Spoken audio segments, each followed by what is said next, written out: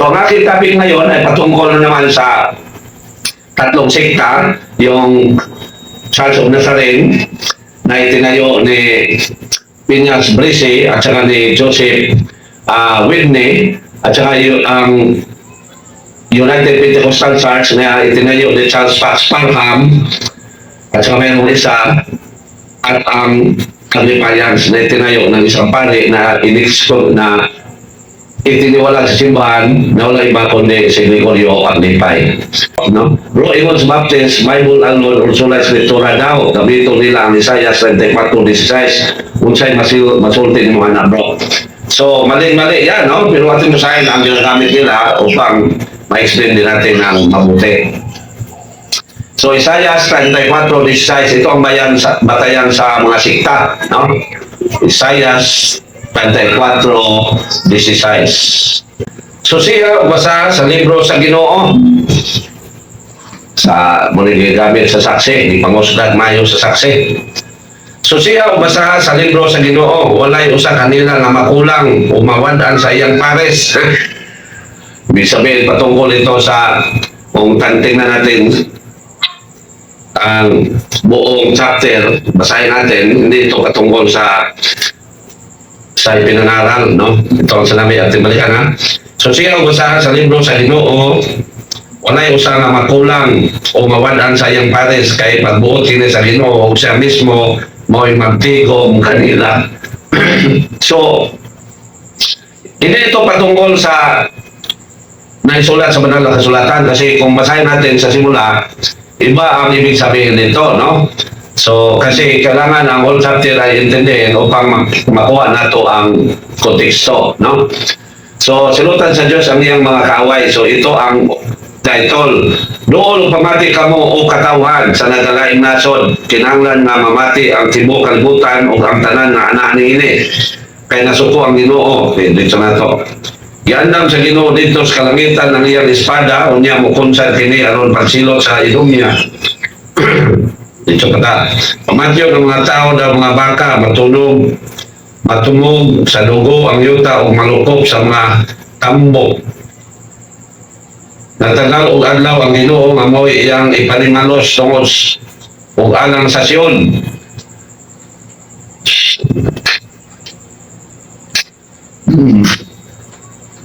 Ang mga suba sa ilumyang mahimong daw asfalto o kami ng yuta mahimong asopre ang tibok nasod mo sila o daw asfalto. Magsiga kini o adlaw o gabi o ang aso ni walay paghanaw. Dito pag din nato, no? Kunya, manubo ang mga sampinit niya sa iyang mga palasyo o kalungsuran o anak na mamuyo ni ini, ang mga milok o mga milok. Ang ihalas ngayon ang ubang mga kamananapan magkita dito. Makita dito ang mga kanding o bisan gani ang mga langgam, mga mutunga lang kung gabi maadto o mubiyo dito. Magsalag dito ang mingok o niya, mangitlog o mamiso o magloob sa iyang mga piso, bisan ang mga agila magbanos-banos pag-ato dito, sosihas o basa sa libro sa Ginoo, walay usa kanila nga makulang umawad-an sa iyang pares. So, nagisgot din sa mga hayop, no? Nagisgot din sa mga hayop na doon na yung pares. Gigahin niya kanila ang maong dapit o siya mismo mo'y nagbahin-bahin nini alang kanila aron ilang puyan hangtod sa hangtod. So hindi ito patungkol sa ipinangaral ng ating Panginoon, bro, no? Ating basahin mga kapatid ang malinaw pang sagot, no? Ating basahin na mali ang kanilang pag-intindi kasi sikta lang sila, no? So dito sa Sanuhan 21:25, marami pa ang hindi naisulat sa banal na kasulatan na ang nakalam ay ang simbahan na tinayo ng Panginoong Hesus. Ito ang sinabi sa Sanuhan 21:25, dapat pa kayong mga butang na gibuhat ni Hesus o kung gisulat pang tanan, nagtuwa ko nga ang tibuok kalibutan, dili kay paigo nga kasudlan sa mga sinulat. So, mas marami pa kaysa naisulat ang hindi naisulat. Ang tanong, sino ang nakaalam? Sino ang may alam sa hindi nakasulat? Walang iba kundi ang simbahan. So ang Isaiah 34:16, hindi nasasabi patungkol sa ipinangaral sa Panginoong Diyos. Hindi. Kasi malinaw na ang mga apostoles ay nangaral sa mga hindi na isulat. At basahin ang 2 Tesalonica 2:15. So, siya, nadili kawadan si Pares. So, Pares din yung pagtulunan. Mamao ng mga sikta, no? So, ito ang sinasabi. Sa 2 Tesalonica 2:15, Busa may iso ng pingi ang mga kamaturan na among gitudlo kaninyo, pinaagi sa wali o sa sulat. So, yan. Kung ang sinasabi, pag-intindi nila sa Isaiah 34:16, ay ang ipinangaral ng Panginoong Hesus, mali-mali sila. Kasi hindi lahat ng ipinangaral ng Panginoong Hesus ay nakasulat.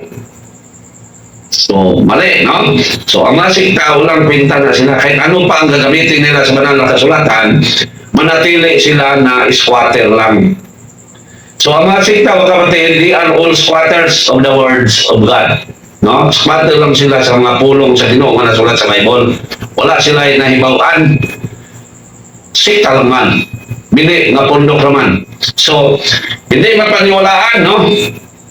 At ang banal na kasulatan ay kailangan masahin at intindihin. Hindi litra por litra. So, kung atin silang balikan sa ilang tanong na litra por litra lang, marami na akong kausap ng mga pastor, litra por litra ang mga basayan. Asa man mabasa sa Bible na hindi nga nagbaptize sa Ginoo ang yan itukod. Litra por litra naman ka ang inyong ibasayan. Asa mabasa sa Bible na ginanag United Pentecostal ang yan itukod. At litra por litra naman ka ang tukuhan. Asa man mabasa sa Biblia na ginanag ni Lord Jesus o Iglesia ni Cristo ang yan itukod. Asa mabasa sa Biblia na ginanag ni Lord Jesus o Seventh Adventist ang yan itukod. Wala na. So, hindi yan matayan ang sinasabi nila, ang pag-intindi nila sa Isaiah 34:16 kasi yan ay hindi patungkol sa mga ipinangaral ng Panginoong Hesus. Kasi marami pa ang hindi na isulat sa ipinangaral ng Panginoong Hesus. At ito ay patuloy na ipinangaral sa simbahan itinayo ng Panginoong Hesus. So yan ang sagot, bro. No? Mali-mali sila, bro. No? Kasi kung baliktarin natin sila sa pagtanong, saan mababasa sa Biblia na ang kasulatan ay pangalanan sa pangalang Biblia? O saan mababasa sa Holy Scripture ang salitang Biblia? Wala tayong makikita. Pero sa mga bagong salin o yung mga latest na mga translation na ginawa ng mga sikta, inilagay nila. Pero kung tingnan natin ang original na Holy Scripture, walang salitang Biblia ang mababasa. Kasi doon lang, ang salitang Biblia, doon lang na isipan sa simbahan noon lang 386 sa pamagitan ni St. John Chrysostom. Ang nagsalin si St. Jerome, ngunit ang nagsabi na Biblia ang tawag natin sa Holy Scripture ay si St. John Chrysostom. At ito ay tinanggap sa Santo Papa. Kaya ang banal na kasulatan ay mayroon ng pangalan na Biblia. So, kung atin silang sundin, paniniwalaan, tantos na. Kasi ang whole Bible ay hindi man yan mababasa sa Biblia. So yan lang ang palusot sa mga sikta, bro. At sila ay makalusot sa mga Katoliko na hindi nag-aaral sa ating doctrine. Ngunit, kung ang makausap nila ay mga Catholic defender, wala silang lusot. Kasi wala man silang laban. Kahit saan pildihon maging ang sikta, ay sikta naman.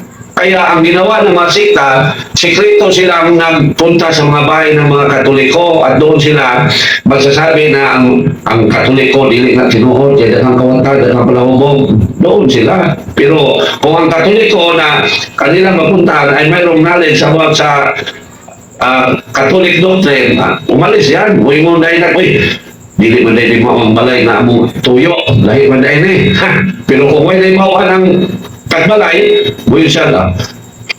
pinapunta kami sa ating Panginoon dito sa inyong bahay upang kayo ay makakakita sa katotohanan. Ha? Yan ang mga pastor, pagkabugoy, no? Bugoy ng pastor. So, yan bro, no? Ang sagot na ang Isaiah sa 34:16 ay hindi patungkol sa mga ipinangaral ng Panginoong Hesus. Ito ay patungkol sa mga hayop na mayroon silang pares, no? Ibig sabihin, lalaki at babae. So, ito pa. Actually, ang aking tatalakayin ngayon ay itong about sa Christianism, sa Church of Nazarene, no? No, ang Church of Nazarene ay hindi lumaki, pero nandyan ito sa Panabo, no? At patuloy din silang na umaakit sa mga Katoliko na maging membro nila. So, ang Church of Nazarene ay itinayo noong 1895 sa pamagitan ni Phineas Brisey at saka ni Joseph Pomeroy Whitney, no? Doon sa California, so USA, no? Nya mo ingon nga mo tinuod. So, ang kanilang naniniwala din sila sa Holy Trinity. Naniniwala din sila na sa ating Panginoong Diyos na Diyos na nagkatawang tao, no? Ay simple, kaya naniniwala man sila sa Trinity. Naniniwala din sila sa Holy Spirit. At ang kanilang paniniwala din patungkol sa Bible ay katulad sa lahat ng sikta na sola escritura. So, ang mga sikta ay nagsasabi na sola escritura upang hindi sila mabuking. Yan ang batayan. Hindi yan, alam ng mga protestante kung ano ang tunay na iglesia. Ngunit dahil ang kanilang layunin ay makapira lang, kaya sinasabi nila na Bible alone lang upang makakuha sila ng membro galing sa Katoliko. Kasi kung hindi sila magsasabi na Bible alone lang, wala maniniwala, hindi sila makaakit ng mga Katoliko na umaanid sa kanila. So, ang layunin nila ay upang makaakit lang ng Katoliko. So, ang kanilang pananampalataya din, nagbaptize din sila nagbinyag o nagbaptismo din sila ng bata, no? Then, sila ay naniniwala din sa original sin at saka actual sin. So, kapipi sila sa Katoliko. Ngunit, maraming ipinangaral sa simbang Katoliko na hindi nila paniniwalaan tulad ng mga images, mga icon, no? Hindi sila. So, yan ang Church of Nazarene. Kahit sila ay kumukopya sa ating mga ibang aral, mananatili na sila ay huwad. Kasi sikta lang, no? Wala silang karapatan na magbautismo ng tao kasi sikta lang sila. So lahat, no, wala silang karapatan upang ang tao ay makakamit ng kaligtasan. Wala sila kasi sikta lang. Sa Pentecostal, no, baka nalimutan ko na natalakay ko na ito, pero sure, akin na lang yung sure na tatalakayin ko muli, no? So, ang United Pentecostal, mga kapatid, ay itinayo noong 1900, no? 1901 sa pamagitan ng dalawang tao, pero yung kilala si Charles Fox Parham at saka si Charles Fox Parham. At siya ay galing sa Methodist, no? Si Parham ay galing sa Methodist. Ang Pentecostal o United Pentecostal ay tinayo doon sa California din, no? California rin. So, sikta lang, no? Sikta lang, walang pinta. Kung kaligtasan ang pag-usapan, walang pinta ang United Pentecostal Church. So, si Parham, sinasabi niya na he believed the Holy Spirit communicated with him directly. So, grabe, no? Tulad sa founder, sa may-ari ng Iglesia ni Cristo Manila, na nagsasabi na nakausap niya ang Panginoong Hesus. No? So, tulad ni Joseph Smith, no? Na nakausap niya si San Pedro, si St. John the Baptist, St. John the Evangelist, at saka si St. James. No? para upang mapaniwalaan lang sa kanilang mga membro. Yan ang kanilang mga sinasabi, no? Now, so, paano natin mapaniwalaan na ang Holy Spirit ay directly na communicate ni Parham, Charles Fox Parham? Kasi hindi siya kaanib sa iglesia na itinayo ng Panginoon. So paano ang Holy Spirit maging sa Kanya? Now, bakit sinasabi ko yan? Kasi tuwing ang Panginoon Jesus ay bumalik sa kaharian ng langit, ang Holy Spirit ay gumagabay na sa simbahan. Ngunit, ang Holy Spirit ay makapapasok, maninirahan sa atin kung tayo ay nakonfirmahan sa simbahan na itinayo ng Panginoong Isos. At basahin ha? So, dahil si Charles Fox Parham ay hindi kaanib sa tunay na iglesia, so, hindi mapaniwalaan na ang Holy Spirit ay nakikommunicate sa Kanya. Hindi. Diba?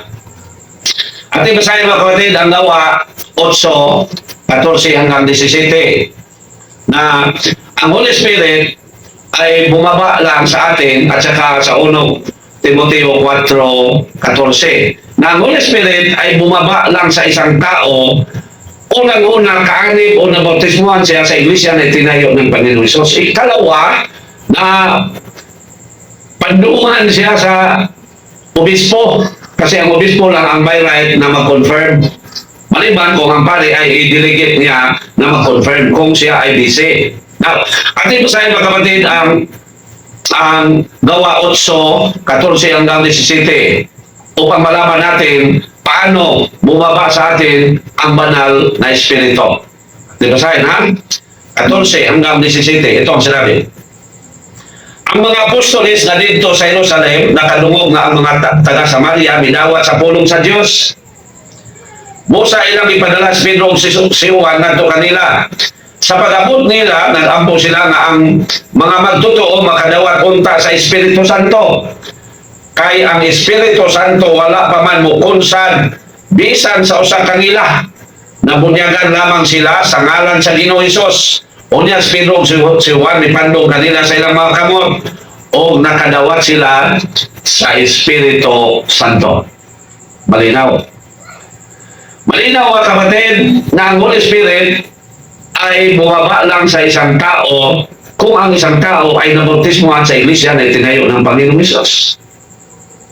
Kung ang isang tao ay nakonfirmahan, yan ang panahon o paraan upang masisiguro natin na ang Holy Spirit ay nasa atin. Pero kung sita lang nagbautismo sa isang tao, paano bumaba ang Holy Spirit sa kanya? Na hindi man siya napandungan sa mga obispo. Lalo na hindi siya nabautismuhan sa simbahan na tinayo ng Panginoon. So paano ang Holy Spirit bumaba sa kanya? So yan ang balukton o panlilim lang na sinasabi ni Charles Fox Parham. So malinaw na dahil siya ay isa lang buwan na mga ngaral, walang kwenta ang kanyang mga sinasabi. Ito pa ang ipinangaral ni Parham. Okay. Salvation by faith.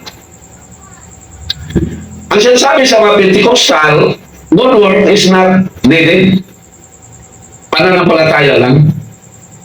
So, napaka-sama, no? Napaka-demonic na aral. Kasi malinaw na ipinahayag sa banal na kasulatan na upang matanggap natin ang buhay na walang hanggan, kailangan gumawa tayo ng kabutihan. Pero kung ang sasabihin nila ay yung objective salvation o redemption, tama na pananampalataya lang. Kasi malinaw yung binayag sa Roma 6:4 na tayo ay niredeem ng Panginoong Diyos hindi dahil gumawa tayo ng kabutihan. Atin basahin ha? Roma 6:4 or 4:6, no? Roma 4:6. Ito ang sinabi. So, kung redemption, tama. Na hindi kailangan ang mabuting gawa. Pero kung eternal life or subjective salvation, kailangan ng mabuting gawa. Ito ang sinasabi sa Roma 4:6. Mao kini ang ipasabot ni David sa paghisgot niya sa kalipay na bation sa tao nga gimatarong sa Dios nga dili pinasikat sa bisan unsang buhat niya. Sumala nini mosunod nga mga pahayag. So, gimatarong ang tao dili tungod sa iyang mga maayong buhat. Ibig sabihin, yung sa redemption na kahit masama o mayroong ginawang mabuti ang tao, niredeem sila ng Panginoong Hesus. O lahat ay na tinubos ng Panginoong Hesus. So, ang ginawang kabutihan ng tao, ang Panginoong Hesus ay hindi pa nagpapako sa cross, ay hindi ang batayan upang ang Panginoong Hesus ay magpapako sa cross. Ang batayan ay dahil binamahal ng Diyos ang sangkatauhan. Yan. So, at ito ay matanggap sa pamagitan ng pananampalataya. Ibig sabihin, sa pananampalataya at bautismo, hindi. Kailangan hindi yan i-separate. Ang redemption ay matanggap ng tao sa pamagitan ng pananampalataya at saka bautismo. Ibig sabihin, kung isang tao ay hindi nagpabautismo sa simbahan nito ngayon ng Panginoong Diyos, hindi niya natanggap hindi siya natubos o hindi niya natanggap ang redemption o hindi siya na-redeem. So, ating basahin mga kapatid, ha? Ang Ebanghelyo ni San Marcos na sinasabi ng ating Panginoong Hesus. San Marcos 16:15-16. Mingon sa kanila, panglakaw kamo sa tibuok kalibutan o isang niyaw kining maayong balita ngadto sa tanang mga tao ang mutuo o magpabautismo maluwas apan ang dili mutuo silutan. So partner, so kung ang sita ay magsasabi sa pamagitan lang ng pananampalataya, hindi siya magpabautismo sa iglesia na itinayo ng Panginoong Hesus, siya ay sinungaling. Siya ay anak ng dyablo na sinasabi ng ating Panginoong Diyos. Masakit, no? Pero basahin natin, ha? Ang 1:8-8 na sinasabihan ng Panginoong Diyos ang mga tao na hindi naniniwala sa Kanya. Ito ang sinabi, mga anak kamo sa inyong amahan nga mao ang yawa. So, ang mga tao masasabi na pananampalataya lang, walang bautismo ay anak ng dyablo. Kasi hindi yan masiparit. Sa redemption, partner ang pananampalataya at saka baptism. At ang redemption, mga kapatid, ay matanggap ng isang tao nang siya'y buhay pa. Yan ang tandaan natin, ha? Matanggap o tayo ay matubos sa pamagitan ng pananampalataya at baptismo tuwing tayo ay buhay pa. At dahil dyan, ang eternal life ay matatanggap natin tuwing tayo ay patay na, umalis na sa mundo. At ang batayan yan ay ang pananampalataya at saka mabuting gawa. At basahin mga kapatid ang Santiago 2:14-17. Ito ang sinabi. Ito ay patungkol na sa eternal life. Mga isunod sa kapuslanan ko na usa ka tao, ingon na siya may pagtuo o apan wala sa mayong buhat. Mga mayong buhat, makaluwas ba kaniya ang niyang pagtuo, dili gayon. So, this is very clear. Nang sinasabi ng mga sikta na pananampalataya lang, ay maling-mali kung ang pag-usapan ay eternal life. Sa redemption, ang mutuo o magpabautismo ay ang marilim. Ibig sabihin, kinakailangan pa rin ang simbahan na itinayo ng Panginoong Diyos kasi siya ang magbautismo ng tao upang matanggap ng isang tao ang redemption. Yan. So mali-mali ang pinangalan ni Charles Fox Parham na pananampalataya lang ligtas na. That is deception. No? That is deception. No? Malinaw na panlilinlang. Okay, no? So malinaw kapatid, no, na maling-mali ang ipinangaral ng Pentecostal na pananampalataya lang ligtas na. Kahit redemption, mali. Kasi sa redemption, pananampalataya at saka bautismo. Lalo na sa eternal life. No? Sa eternal life, kailangan ang mabuting gawa. Yan ang sinasabi sa ating Panginoon nang tayo ay naging tao muli or nabautismo na. At basahin mga kapatid ang Episode 2:10. Kita mga binuhat sa Diyos. Ibig sabihin, nabautismo na. Kasi parang kasi ang nabautismohan mga kapatid ay naging nabuhay siya muli, no? Or new creation na siya. Yan, no? Ito ang sinabi, kita mga binuhat sa Diyos o gibuhat kita niya lihat kang Kristo Jesus. So, sa bautismo, aron magbuhat kitag maayo nga maoy iyang tuyo alang kanato. So, ang paggawa ng kabutihan ay ang layunin ng Diyos sa kanyang pagligtas sa atin.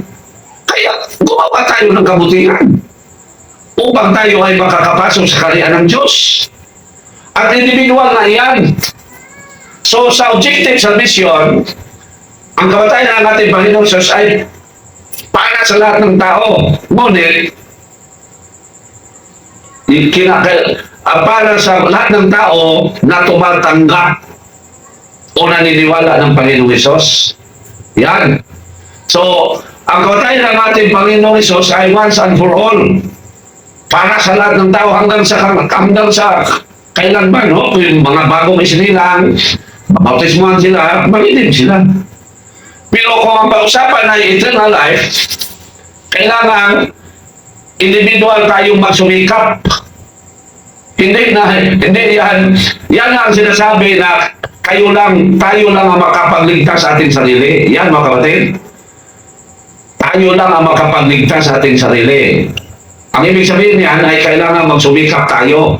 Mag-decide tayo sa Diyos mata o hindi. Tulad ng sinasabi ko kanina sa Deuteronomy 30:19. So, malinaw na ipinayag ng Panginoong Hesus sa pamagitan ng sa Ebanghelyo ni St. Luke, no? At basahin sa Luka ang chapter 13 verse 24 sa Gospel of St. Luke na kailangan magsumikap ang bawat isa na siya ang batayan sa kasabihan, tayo lang ang makapagligtas sa ating sarili. At basahin sa Lucas 13:24. Okay. So, 24. Paningkamot kamo pagsulod sa sigpit nga puntahan kay daghan ang usulay apan dili makasulod. Paningkamot kamo, it means individual na ang ating pagsisikap upang tayo ay makakapasok sa kaharian ng Diyos. Yan mga kapatid. Pero individual, ulit, nandiyan pa din ang simbahan na gumagabay sa atin. Ibig sabihin, ang ating pagsisikap upang makakapasok sa kaharian ng Diyos ay ayon sa ipinangaral ng simbahan. Yan mga kapatid. So, masumikap tayo individually. At yan ang sinasabi din ng ating Panginoon Hesus sa Ebanghelyo ni San Marcos sa chapter 13 verse 13 na murahutay kita. At ibisahin upang makamtan natin ang buhay na walang hanggan. Kasi tayo ay naridim na. Mayroon na tayong pangalan sa kaharian ng Diyos. Yan ang napakaganda. Tuwing ang tao ay naridim na, mayroon na siyang pangalan sa kaharian ng Diyos. Ngunit, kailangan pa niyang pagsikapan upang ang kanyang room doon sa kaharian ng Diyos ay kanyang matirahan. Okay. San Marcos 13:13. Ito ang sinabi. Ugdumtan kamo sa tanang tao tungod kanako, apan kadtong mulahutay hangtod sa katapusan maluwas dayon. This is all about individual nga paningkamot. Kailangan dito mulahutay. Di kay nabunyagan ako, luwas na ko. Samot na sikta lang, wagin ka luwas o maridim. Kung katoliko ka, naluwas ka, naridim ka, pero ayaw pagsalig niya. Simba kanunay, pagbuhat umayo. Kay ang eternal life, nag-agad na sa atong binuhatan din sa kalibutan. Tuwing tayo ay naging kaanib na sa simbahan. Ating basahin ang 2 Corintios 5:10. Balikan natin makapatid. Na ang eternal life ay nagdepende na sa kung paano tayo namumuhay dito sa lupa. 2 Corintios 5:10. Kay kailangan mo atubang kitang tanan kang Kristo aron niyang hukman, aron ang tagsa-tagsa makadawat sa angay kaniya, sumala sa iyang nabuhat, maayo o daotan dinhi sa kalibutan. Malinaw na tuwing tayo ay nabinyagan na sa simbahan ng itinayo ng Panginoong Hesus, tayo ay kailangan pa mamumuhay na banal. Kasi dadaan pa tayo ng hukom. So yan, no? So mali-mali ang ipinangaral ng sikta Pentecostal. So ito pa ang kanilang ipinangaral. Tulad ng saksi ni Jehovah sa Batista, Iglesia ni Cristo Manalo. Sila ay nangaral at mayroon pang iba. Sila ay nangaral na ang kaluluwa ay mapunta sa impyerno, ngunit sila ay mabubura. Hindi sila magdusa ng walang hangganan. Yan ang ipinangaral ng mga sikta. At dahil Pentecostal aking tinalakay, kaya focus ko sa Pentecostal. Now, ito ang sinasabi sa Pentecostal. Wicked are not eternally tormented in hell, but are destroyed. Walang kaibahan sa saksi ni Jehovah, sa Batista at sa Iglesia ni Cristo, na sinasabi nila, ang mga masasama ay mapunta sa impyerno, ngunit sila ay mabubura doon, mawawala sila. Hindi, walang hanggan ang kanilang pagdosa. At yan ay demonic. Parang ini-encourage nila na gumawa ng kasamaan ang tao. Kasi hindi man siya magsabi ng walang hanggan kung siya ay mamamatay. So, demonic ang ipinangaral ng Pentecostal. Parang, kasi akibalikan, parang i-ignite nila or in-encourage nila na gumawa ng masama. Gumawa kayo ng masama. Kasi mawawala man mo dito sa impyerno. Mawawala ba, Uroy? At ibasahin ha, na maling-mali yan. So, ang kanilang batayan, mga kapatid, itong King James Version. Yun, si King James mo kini nakaingon ni daghang na si Salaag. Ito ang batayan nila, ha? King James Version. Ezekiel 18:4. Dito, pero hindi nila ito naintindihan. Pero dahil literal ang kanilang pagtingin sa Bible, kaya ang paniniwala nila na ang kaluluwa ay mamatay. At ito sa ng kanilang batayan, ha? Ezekiel 18:4. Ani akaron ang tanang mga kalag. Ako man, ingon man ang kalag sa amahan, ingon man usab ang kalag sa anak, nga lalaki, ako man, ang kalag nga makasala, kini mamatay. Nawa. Hindi nila naintindihan ang sinasabi rito ay ang maimpyerno na siyang ikalawang kamatayan. At inusahin ha? Hindi yan nagsasabi na mabubura sa impyerno ang kaluluwa. At inusahin ang Ipadayan 20:14. Na ang ibig sabihin sa kalang mamatay ay mapunta sa impyerno kasi ang impyerno ay ang ikalawang kamatayan. Ito ang sinabi. Unya gitambok ang kamatayon ug ang Hades ngadto sa linaw nga kalayo. Kining linaw sa kalayo mao ang ikaduhang kamatayon. Yan ang ibig sabihin sa Ezekiel 18:4. Pero kahit yan ang pag-intindi nila, mabuking din sila sa King James Version pa rin. Kasi sa King James Version, sinasabi na ang kaluluwa ay hindi mamamatay. Ating basahin na mga kapatid ang Gospel of St. Matthew chapter 10 verse 28. So sinasabi nila dito na ang kalag mamatay. Pero kung basahin natin ang Ebanghelyo ni San Mateo, malinaw na ipinahayag din kahit King James Version na ang kaluluwa ay hindi mamamatay. Basahin ha? Ug ayaw ninyo pagkadluki sila nga magpatay sa lawas, apan dili arang makapatay sa kalam. Ting booking nga sa mga squatter sa Bible, no? Mauhinoy kahadlukin ninyo ang arang makalaglag sa kalam o lawas dito sa impyerno. Napakalinaw. Pero anong sinasabi sa mga huwan na mga ngaral? Ang kalag ay mamamatay. Mabubura sa impyerno. Now, ating basahin mga kapatid na ang kaluluwa ay hanggang sa walang hanggan na magdusa kung siya ay masama. Ating basahin ang San Mateo 25:46. Ito ang sinabi. San Mateo, ang Ebanghelyo ni San Mateo sa chapter 25 verse 46. Ito ang sinabi. Busa kini sila ipadala ngadto sa walay katapusang silot. Bakit? Walang hangganan parusa. Apan ang mga matarong ngadto sa kinabuhing dayon. Ngunit ang may mga buting kalooban ay mapunta sa buhay na walang hanggan. Napakalinaw.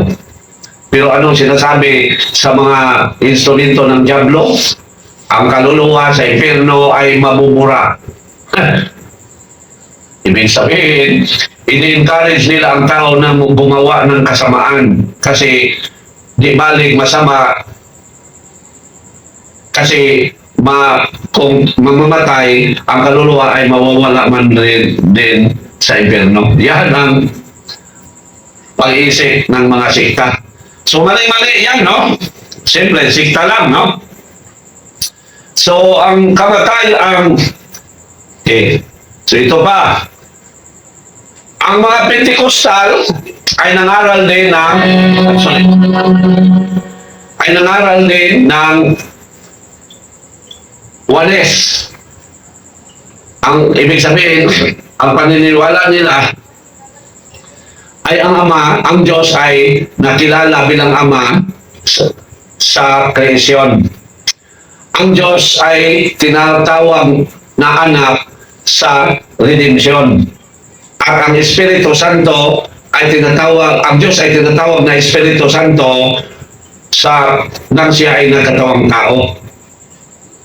Yan ang ipinangaral nila, pero akin basahin ha? Okay.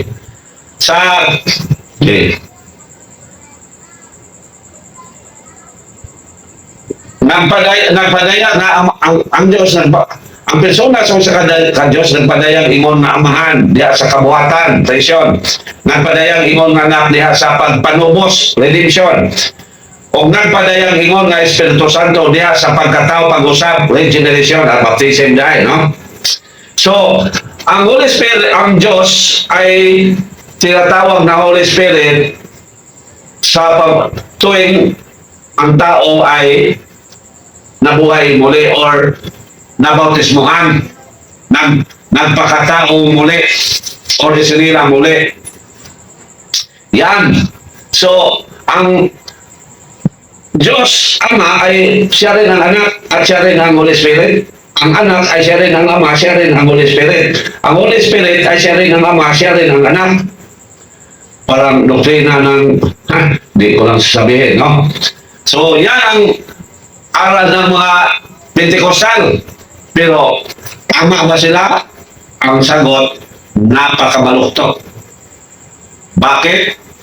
Kasi malinaw yung ipinahayag sa Juan 14:10 at saka sa 12. At basahin ha? Kahit sa San Juan 3:16, mayroong nagpadala, mayroong ipinadala. 14, itong sinasabi. Ang ginagamit nila ang 9. At basahin mo na ang 9 ha? Hindi nila ituloy sa 10. Grabe, no?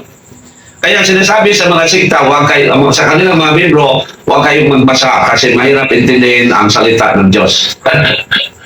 yan ang kanilang drama. Ano ba yun? Upang hindi mabuking ang kanilang ipinangaral. Yan, atin basahin ha. Ito ang batayan nila. Juan 14:9. Si Jesus, dito ba? Dugay na akong nakig-uban kaninyong tanan.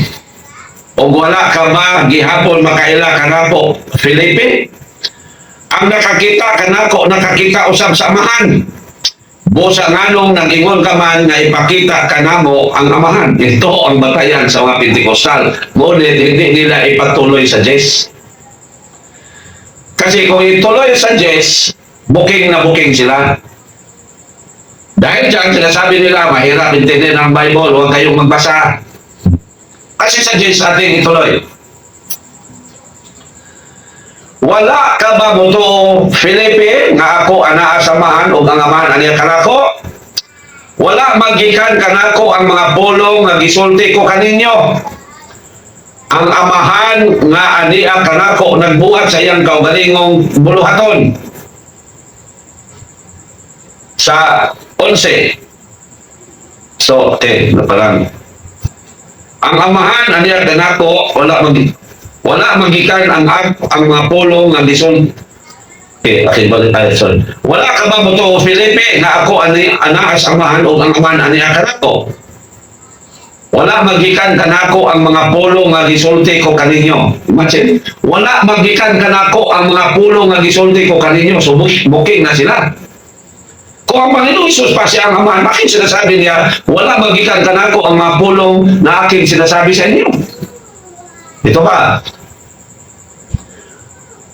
Ang amahan nga niya kanako nagbuhat sa iyang kaugalingong buluhaton. Malinaw. Ang amahan nga niya kanako nagbuhat sa iyang kaugalingong buluhaton. Kung ang Panginoon Isus siya pa ang ama, bakit sinasabi niya na ang amahan nga niya kanako o nagbuhat sa iyang kaugalingong buluhaton? Pero sa 12, ito. Sa ating isang masay na 11. Tuoy ninyo nga ako anaasamahan o nga ang amahan aniya kanako. Kundili panuog kamo kanako tungod nining mga buhat. 12, ito na. Sultian ko kamo ang muto kanako magbuhat sa akong gibuhat o magbuhat siya labaw pa niini kay muadto man ako sa amahan. Dito na, booking na sila. Kay muadto man ako sa amahan. Ibig sabihin, may dalawa silang persona. Kasi muadto ako sa amahan. Kung siya pa ang ama, bakit mayroon siyang puntahan? Baluktot, no? Siyempre, baluktot kay Siktar man. So, ito ba? Na ang Panginoon Isus ay binabautismoan. Ang sabi naman sa Pentecostal, nag-iko man na. Nag-iko. Karap ko ang parang debater sa Pentecostal noon, sabi niya, nag-iko naman na. Gabi po kaway po angol, kung tutuwa na, oy, nag-iko. So ito ang sinasabi sa Mateo 3:16-17. Sa pagkauman ngayon, o bunyag kang Isos, mihawa siya sa tubig. Unya naabli ang langit, o nakita niya ang Espiritu sa Diyos na kunsad daw sa lampati o mitugdon kaniya. So kung ang Espiritu Santo, siya pang Panginoon Isus, bakit? Mayroon dumapo sa Panginoon Isus sa pamagitan ng salbate. At ito ba? Ugon niya may tingog ikan sa langit na nag-ingon, kini maong pinangga kong anak na nakalipay ka na ko pagayon. Kung Panginoon Isus siya pa ang ama, bakit mayroon nagsalita sa langit na ito ang minamahal kong anak? Ang sabi ng Pentecostal, nag-iko naman na. Hindi po kalimot, nag-iingo nila, nag-iko naman na. Sabi. Pagkaway nung dan, no? So, napakalinaw. Ito ba? Nang Panginoon Isus ay pinako sa cross, tinatawag niya ang kanyang ama. Sa Lucas 23:46, ito ang sinabi. So, grabe yung mga Pentecostal. Kaya ngayon, wala nang Pentecostal sa plaza. No? Wala na. Yung head pastor nila na ang bugiro kayo na iresultin ako. Kami ang tubang ni Sol. Pero pagtapos sa plaza dito sa layo, ako ipadungog-dungugan, wagil mo doon.